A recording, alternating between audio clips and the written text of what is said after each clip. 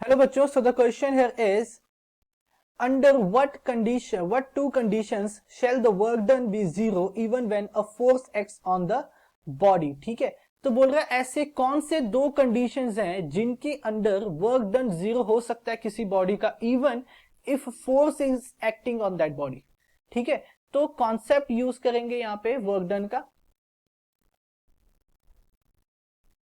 Work done का हम यहाँ पे कॉन्सेप्ट लगाएंगे। अब वर्क डन क्या होता है? Work done is given as dot product of force and displacement. Force और डिस्प्लेसमेंट का क्या होता है? डॉट प्रोडक्ट होता है। So whenever I resolve dot products, so I write those equations as F D cos theta. कैसे लिखते हैं हम? F D cos theta. It means कि वर्क डन मेरा किसके इक्वल होगा? एफ डी कॉस थीटा के इक्वल होगा। ओके, अब मैंने मान लो कि मेरा ये कोई बॉडी है। ठीक है, ये मेरी कोई बॉडी है, मैंने इसके ऊपर फोर्स लगा दिया है। ठीक है, फोर्स मैंने इसके ऊपर इस तरह से लगा दिया। ठीक है, इस तरह से मैंने इसके ऊपर फोर्स लगाया। ओके, अब बट मैंने फोर्स तो लगाया बट इसके अंदर कोई डिस्प्लेसमेंट नहीं आई, नो डिस्प्लेसमेंट। ठीक है, इसके अंदर कोई डिस्प्लेसमेंट नहीं हुई। इट मींस कि मेरे डी की वैल्यू क्या हो गई? जीरो हो गई। डी की वैल्यू मेरी क्या हो गई? जीरो हो गई। तो मेरा वर्क डन क्या हो जाएगा? इस केस में जीरो हो जाएगा। अगर मैं डी की वैल्यू यहां पुट कर दूं तो वर्क डन मेरा क्या हो जाएगा? जीरो हो जाएगा, कि मैंने फोर्स तो लगाया बट बॉडी में कोई डिस्प्लेसमेंट ही नहीं आया। ठीक है, तो उस केस में वर्क डन मेरा कैसा होता है? जीरो हो जाता है। ये तो हो गई हमारी पहली कंडीशन।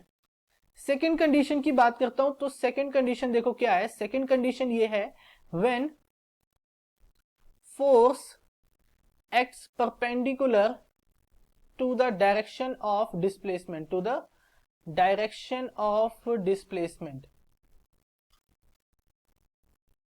जब फोर्स मेरा डिस्प्लेसमेंट की डायरेक्शन के परपेंडिकुलर लग जाए तो मेरा वर्क डन क्या होता है? जीरो होता है।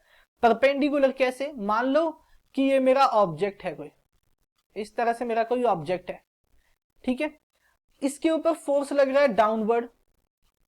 ठीक है, एग्जांपल भी मैं दे सकता हूं। सपोज एक स्टूडेंट ने बैग कैरी किया हुआ अपने शोल्डर पे एंड उसका डिस्प्लेसमेंट, वो एक रोड की तरफ चल रहा है, रोड पे चल रहा है एंड उसका डिस्प्लेसमेंट इस डायरेक्शन में है, रोड पे, अलोंग द रोड। ओके, तो मैं बोलूं कि भाई वर्क डन फाइंड करो जो कि ग्रेविटेशनल फोर्स ने किया हो। तो ग्रेविटेशनल फोर्स मेरा कहां लगता है? नीचे की तरफ, which is F equals to M G. और मेरा डिस्प्लेसमेंट किस तरफ होगा? अलोंग द रोड, यानी कि डी। तो अगर एंगल देखो दोनों के बीच का, तो ये एंगल कितना है? 90 डिग्री का एंगल है। कितने डिग्री का एंगल है? 90 डिग्री का। And cos 90 degree is equal to zero. मुझे पता है cos 90 डिग्री क्या होता है? जीरो के इक्वल होता है। So if I equate the value, I can write F D and cos 90 के कितना आ गया? जीरो आ गया। तो ये वर्क डन मेरा कितना हो जाएगा? जीरो हो जाएगा। ठीक है, ये हो गई सेकंड कंडीशन। तो दो कंडीशंस है यहाँ पे। पहला कंडीशन ये है कि नो डिस्प्लेसमेंट का कंडीशन है, कि मैंने फोर्स लगाया बट डिस्प्लेसमेंट नहीं आया। एंड सेकेंड कंडीशन ये है कि मेरा फोर्स और डिस्प्लेसमेंट के बीच का एंगल कितना हो जाए? 90 डिग्रीज का हो जाए। तो ये दो कंडीशंस हैं जहां पे मेरा वर्क डन जीरो हो सकता है, even if I apply force on the body. Okay, so I hope you understand it well. Thank you.